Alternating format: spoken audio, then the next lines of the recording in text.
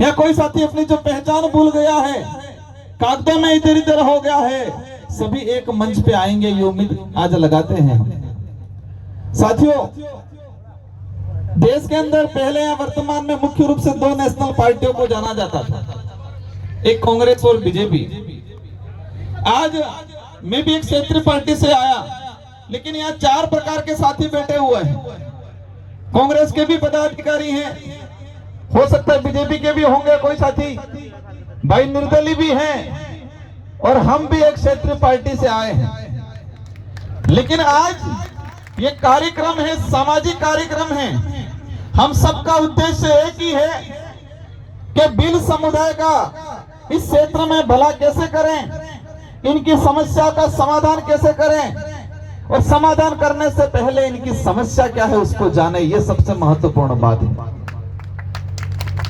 मुझे वो दिन याद है जब मैं 2018 में विधायक बना था और सरकार वाला उथल पुथल हो रहा था और हम जैसलमेर आए थे। उस समय हमारे जैसलमेर जोधपुर के कोई साथी हमें मिले, मैंने अशोक गहलोत जी से मुलाकात करवाई और ये दो चार मांगों को लेके, डीटीएसए को लेके, एक एग्रीकल्चर वाली भाई साथी ने बताया था, और दूसरी मांग उन्होंने कही थी हमारा अलग से बोर्ड गठित होना चाहिए। हमने गहलोत जी पे प्रयत्न किया था कि इस इलाके के अंदर एसटी के विकास को लेके अलग से बोर्ड का गठन करना चाहिए और ये आपके डीटीएसए की बात भी होनी चाहिए। लेकिन गहलोत जी भी काम तो करते हैं, लेकिन थोड़े चालाक तो हैं, उनको जादूगर के रूप में जाना जाता है, नहीं जाना जाता है। लेकिन उन्होंने एक काम जरूर किया, उस दिन कहा भाई राजकुमार ये आपकी बात। उस समय कीर्ति भील करके वो लेडीज थे, उनको शायद अध्यक्ष बनाया, वो भी मीटिंग में थे, और गहलोत जी ने कहा, मैं और मेरे साथी सीनियर साथी थे राम प्रसाद जी, कि मैं मांग एक आधी पूरी जरूर करवाऊंगा। और जैसे नेक्स्ट बजट आया और उन्होंने बजट घोषणा में अपने यहाँ के लिए अलग बोर्ड की घोषणा की, और उसकी वजह से कई हमारे साथियों को फायदा मिला और छात्रावासें खुली। लेकिन मैंने कहा गहलोत जी को मजा नहीं आएगा, थोड़ा और करना पड़ेगा, मुख्य मांग ये है। लेकिन सरकारें बदली है, सरकारें आती जाती रहेगी, बदलती रहेगी। हमें इस क्षेत्र के अंदर मेरा आपसे अनुरोध है कि आपको एकजुट होना है, आपको शिक्षा के लिए काम करना है। जो भी साथी, जो भी पार्टी आपके लिए काम करे उसके साथ डट के रहना, कोई भी हो। आज दो विचारधारा के साथी हैं यहाँ, उम्मीदवार जी आए, भाई रविंद्र जी हैं, आपके लिए सभी बराबर हैं। जीतने के बाद जनप्रतिनिधि के लिए भी सभी लोग, जनता बराबर होती है। किसने वोट दिया, किसने वोट दिया ये महत्वपूर्ण नहीं है, जनता सबकी होती है। जो जीतता है उसकी जिम्मेदारी है सबको साथ में लेके चलना। और मुझे उम्मीद है भाई रविंद्र जी से भी और उम्मीदवार राम जी से भी और जिला प्रमुख जी से भी कि इस समाज की हालत, हमारे इस इलाके में हालत खराब है। भौतिक विकास की बात आए, आपको करना है। उम्मीदवार राम जी ने 20 लाख की घोषणा की है, साथ ही जिला प्रमुख जी ने भी 10 लाख की यहाँ के लिए घोषणा की है, और भाई रविंद्र जी ने भी घोषणा की है कि मैं डीटीएस की बात को विधानसभा में उठाऊंगा। उम्मीदवार राम जी को भी कहा है, भाई रविंद्र जी भाषण दे रहे थे, पीछे से अंगुली मेरे को कर रहे थे, आप बोलो बोलो कुछ घोषणा यहाँ के लिए भी करे। मैंने कहा हमारे भाई हैं, मैं अवश्य कराऊंगा, आज नहीं तो कल भी इस इलाके के लिए, इस क्षेत्र के लिए, समाज के लिए और इस जगह के लिए रविंद्र भाई के विधायक कोटे से भी आपको पैसा देंगे, आप निश्चित रहना। क्योंकि हमें एक ही चीज करना है, जो हमें साथ देगा, जो हमारा काम करेगा, जो हमारा विकास की बात करेगा, जो हमारी समस्या का समाधान करेगा, उसके साथ डट के डट खड़ा रहना है। और इतिहास गवाह है कि इस कौम ने जिसी के साथ वादा किया है वो निभाया है, भले सर कट गया हो वो निभाया है। हमारे पूर्व वक्ताओं ने सारे इतिहास के पन्नों को लेकर बात बता दी आपको। हर जगह भील समुदाय ने किसी को आश्वासन दिया है, किसी को वचन दे दिया है तो साथ में खड़ा रहा है, परिणाम की चिंता नहीं की है। हमारा ताजा उदाहरण हम देख सकते हैं, ताजा उदाहरण तो नहीं कहेंगे लेकिन लेटेस्ट नजदीक का उदाहरण हमारा, जब महाराणा प्रताप को आज पूरे देश के अंदर एक महान राजा के रूप में जाना जाता है। देश के इतिहास में पढ़ाया जाता है कि जब मुगलों का राज था, उस दौरान सारे देश के राजाओं ने मुगलों की अधीनता स्वीकार कर ली। लेकिन राणा प्रताप ऐसे एक व्यक्ति थे जिन्होंने मुगलों की अधीनता स्वीकार नहीं की। ये इतिहास के पन्नों में पढ़ाया जाता है और इसीलिए उनको राणा प्रताप से उनको महाराणा प्रताप कहा जाता है पूरे देश के अंदर। लेकिन उस इतिहास के तह में जाएं, उस समय उनके साथ कंधे से कंधा मिला के कौन खड़ा था? राणा पूजा भील की सेना खड़ी थी और एक मुस्लिम सेनापति था हकीम कासूरी, वो डट के खड़े हुए थे। पिछली बार में विधायक था, विधानसभा के अंदर 2019 में हंगामा खड़ा हुआ। पूर्व सरकार थी भाजपा ने, उन्होंने एक पाठ्यक्रम के अंदर संशोधन करने का प्रस्ताव भेजा कि महाराणा प्रताप और अकबर की लड़ाई धर्म की लड़ाई थी। हम सब ने खुल के विरोध किया। वो धर्म की लड़ाई नहीं थी, वो सत्ता की लड़ाई थी, क्योंकि महाराणा प्रताप के साथ वीर खड़ा था, मुसलमान भी था और अकबर की तरफ से मान सिंह था। तो धर्म की लड़ाई नहीं हो सकती है। इसलिए कई बार हम पे आरोप लग जाते हैं कि राजकुमार तो धर्म विरोधी है। धर्म प्यार, स्नेह, सच्चाई स्वीकारता है, धर्म झूठ नहीं सिखाता है। उस समय हमने आश्वासन दिया था, जब महाराणा प्रताप जंगलों में आए, आदिवासी समुदाय ने स्वीकार किया, उनको कहा आप हमारे राजा हो, हम आपके कंधे से कंधा मिला के लड़ेंगे, हम सर कटाएंगे। और उस समय उनके भाई थे शक्ति सिंह और जगमाल। शक्ति सिंह जी ने कहा भीलों को, कई लोगों को, कि अपने जान ही नहीं रहेगी तो राज रह के क्या मतलब रहेगा। तो उस समय भीलों ने कहा शक्ति सिंह जी को कि हम जान की परवाह नहीं करते, हम जबान की परवाह करते हैं, क्योंकि हमने महाराणा प्रताप को जबान दिया है। वो शक्ति सिंह और जगमाल दोनों चले गए मान सिंह जी के पास, लेकिन राणा पूजा भील की हाकिम कासूरी की सेना कहीं नहीं गई और डट के रही। और आज पूरे देश के इतिहास के पन्नों में पढ़ाया जाता है कि राणा प्रताप एक ऐसे व्यक्ति जो मुगलों से नहीं डरे। ये पहले से संबंध बनाया है। हमें धर्मों में, जातियों में, हमें किसी भी जाति, किसी भी धर्म का कोई विरोध नहीं है, लेकिन कोई धर्म ये सिखाए ये नीच है, ये छूत है, ये नीचा है, ये अछूत है, ये ऊंच है। कोई धर्म ये सिखाए कि महिलाओं के साथ अन्याय होना चाहिए, कोई धर्म ये सिखाए कि आदिवासी दलित के साथ अन्याय होना चाहिए, उस धर्म को हमें स्वीकार नहीं करना है।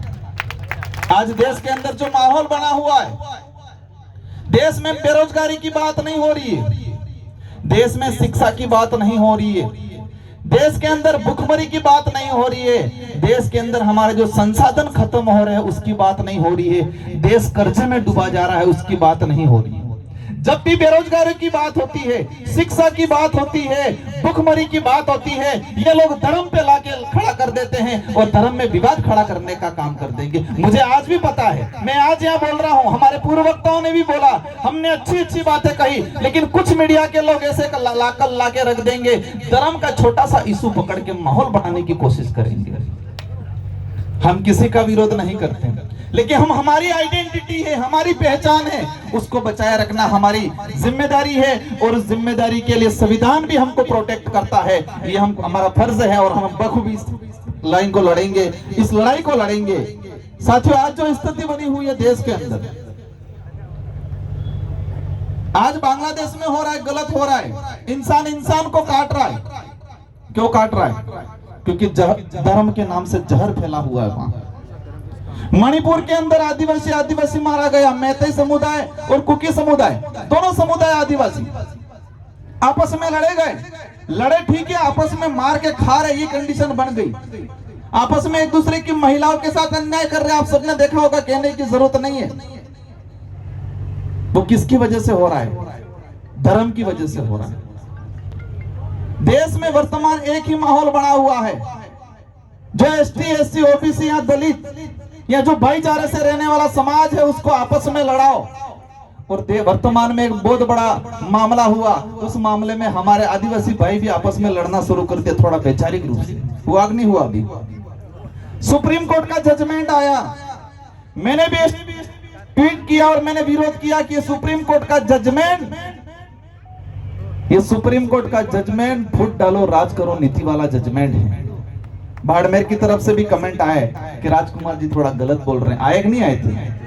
मुझे तकलीफ नहीं है, क्योंकि आपको इसकी सच्चाई नहीं पता, इसलिए किसी साथी ने किया होगा। वो जजमेंट क्या कह रहा है? वो जजमेंट ये कह रहा है कि कोटे में कोटा करेंगे, क्रिमिनल लागू करेंगे। सुप्रीम कोर्ट का जजमेंट आया, पूरे देश में माहौल बना। अंत में होता क्या है, एसटी एससी के लोग ही आपस में टकराने लग गए। कुछ लोगों ने समर्थन किया, कुछ ने विरोध किया। वो जजमेंट ये कह रहा है कि राजस्थान के अंदर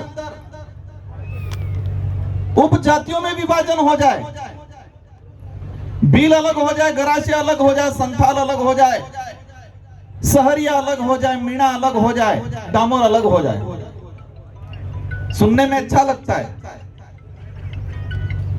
लेकिन राजस्थान के अंदर ही मीणाओं का अलग हो गया, स्वीकार है, अच्छा लगेगा हमको क्योंकि हमको अवसर मिलेगा। लेकिन भीलों का अलग हुआ तो बाड़मेर वाले भील डूंगरपुर वालों से लड़ेंगे कि नहीं लड़ेंगे? क्या डूंगरपुर वालों की कंपटीशन बाड़मेर वाले कर पाएंगे पढ़ाई के मामले में? ये कभी पॉसिबल नहीं है और ये लोग करेंगे भी नहीं। लेकिन आपस में देश लेवल पे जो एकता बन रही है हमारी, उस एकता को तोड़ने का काम कर रहे हैं ये लोग। हमारे खेरवाड़ा और ऋषभदेव के भाई जो भील हैं लेकिन कागजों में आज मीणा बन के बैठे हुए हैं, वो कहां जाएंगे? हमने लंबे समय से डिमांड कर रहे हैं, मैंने ट्वीट किया था, अगर सच में इस पिछड़े समुदाय को, रेगिस्तान इलाके के पिछड़े हमारे भील भाइयों को रिजर्वेशन देना है, या डूंगरपुर के क्षेत्र को, या शहर या बारा के क्षेत्र को अगर सच में प्रशासनिक सेवा में आपको देना है या किसी भी सेवा में अगर फायदा देना है, तो आपको क्षेत्र के आधार पर बंटवारा करो। डीटीएस की मांग अपने क्षेत्र के आधार पर ही है। रेगिस्तान इलाके के अंदर रहने वाले ट्राइबलों को अलग से रिजर्वेशन दिया जाए, वहां से लगा के सिरोही तक का इलाका अलग से छटनी कर दिया जाए। इसके अंदर जितने एसटी की संख्या है 12% में से अगर 4%, 5% है, 5% अलग कर दिया जाए। वो ठीक रहेगा कि आपस में लड़ने वाला ठीक रहेगा? क्षेत्र वाला यहाँ के हमारे भीलों को मिलेगा, लेकिन मध्य प्रदेश के अंदर तो बिल बाहर हो रहा है आपस में लड़ाने का। सेकंड नंबर पे कह रहे क्रिमिनल लागू करेंगे, मार साहब बन गए नौकरी, उनके बच्चों को आरक्षण नहीं मिलेगा, ये कह रहे हैं। अब आरक्षण पे कुटाराघात होगा तो मार साहब लड़ाई लड़ेंगे, आपको जागरूक कराएंगे। आज ये कार्यक्रम सफल बनाया, हम सबको बुलाया। ये शिक्षित वर्ग, नौकरी पैसे वाला वर्ग नहीं होता कि हमको यहाँ बुलाते ही। हम आपको और हम सबको मिलाने का काम, इन सबको हमको मिलाने का काम शिक्षित वर्ग, नौकरी वाले पैसे वाले लोगों ने किया ना जी। लेकिन वो सुप्रीम कोर्ट का जजमेंट कह रहा है क्रिमिनल लागू करेंगे, जो एक बार जिसको नौकरी मिल गई उसके बच्चे को नहीं मिलेगी। अब मार साहब तो नौकरी लग गए, तो मार साहब इनके बच्चों को क्या बनाने के लिए तैयारी करा रहे हैं? या तो आरएस बनाएंगे, आईएएस बनाएंगे, डॉक्टर बनाएंगे, उसके लिए तैयारी करवा रहे हैं। अब थर्ड ग्रेड बन गए, अब बच्चा कुछ नहीं बनेगा। जब आरक्षण पे कुठाराघात होगा, सबसे पहले पता किसको लगेगा? जो गांव में खेती कर रहा है उसको पता चलेगा कि पढ़ा लिखा नौकरी कर रहा है, इसको पता चलेगा। मुझे एक बात बताओ कि जब भी आरक्षण पे कुठाराघात हुआ तो सबसे पहले किसको पता चलेगा? जो नौकरी कर रहा है, समझदार है, उसको पता चलेगा। गांव में मजदूरी कर रहा है, उसको पता चलेगा। और नौकरी वालों को पता चला कुठाराघात हो रहा है, लेकिन इसको ये दिमाग में आएगा वैसे मेरे को नहीं मिलने वाला है, आपको बताएगा और नहीं बताएगा, आप लड़ पाओगे? देश के हालात ऐसे हैं।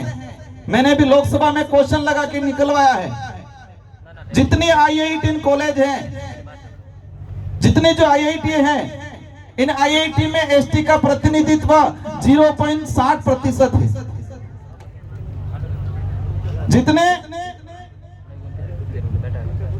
जितने विश्वविद्यालय हैं, इन विश्वविद्यालय में प्रोफेसर एसटी का 2% है। इसी कंडीशन एससी की है। हम उच्च पदों पे जा ही नहीं पाए, हम थर्ड ग्रेड बनते ही लड़ना शुरू कर दिया आपस में लड़ाने वाले लोगों ने, और हमने इनको मान लिया। हमें ओनली फॉर डीटीएस चाहिए, यही चाहिए ना। और उसको लेके लास्ट इधर गंगानगर से लगा के आपके जालौर तक एकजुटता बनाओ और आंदोलन तैयार करो, घर टू घर आंदोलन तैयार करो, घर घर पे लगना चाहिए। और आपने एक भाई ने बोला था डीटीएस है तो वोट है, डीटीएस नहीं है तो वोट नहीं है, ये मुहिम चलानी पड़ेगी। हम सब साथ देंगे, मुझे उम्मीद है हमारे मंच पे बैठे हुए अन्य पार्टी के साथी भी साथ देंगे। इसमें किसी को नुकसान नहीं है, किसी को नुकसान थोड़ी है, किसी पार्टी को नुकसान नहीं है, किसी समुदाय को नुकसान नहीं है, एसटी को भी अंदर नुकसान नहीं है। ये डिमांड है हमारी, उस डिमांड को पुरजोर तरीके से हमको आगे ले जाना है। साथियों, देश के अंदर जो माहौल बना हो, जल जंगल जमीन के, हम नारे लगाते बात करते हैं, लेकिन जमीनों के जो हाल हैं, पिछले 5 साल के अंदर टाइगर प्रोजेक्ट के नाम से पूरे देश के अंदर 2.5 से 3 लाख आदिवासियों को रिकॉर्डली विस्थापित किया गया। रिकॉर्डली कागजों में सरकार का आंकड़ा है। अब आप समझ लो, रिकॉर्डली अगर 3 लाख आदिवासी विस्थापित हुए तो जो वहां पर पिलाना या फॉरेस्ट में बिना रिकॉर्ड के कितने लोग रह रहे होंगे? जस्ट डबल संख्या मान लो, 5 लाख आदिवासी लगभग पिछले 5 सालों के अंदर टाइगर प्रोजेक्ट के नाम से विस्थापित हो गए। हमारा इतिहास इतना भयंकर है कि हम देखते हैं हर जगह, हर इलाके में किसी से भी लड़े हम लोग, लेकिन स्वाभिमान के लिए लड़े हैं, हक के लिए लड़े हैं।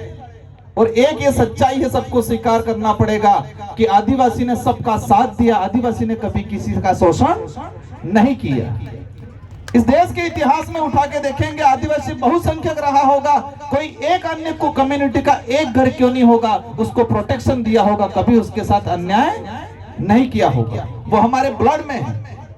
लेकिन कई बार देखने में आता है इस इलाके के अंदर एट्रोसिटी होती है, मूछ रखने पे मारा जाता है, अच्छी बात करने के लिए मारा जाता है, स्कूल में पानी पीने जाए ST-SC का आदमी छूने से मारा जाता है।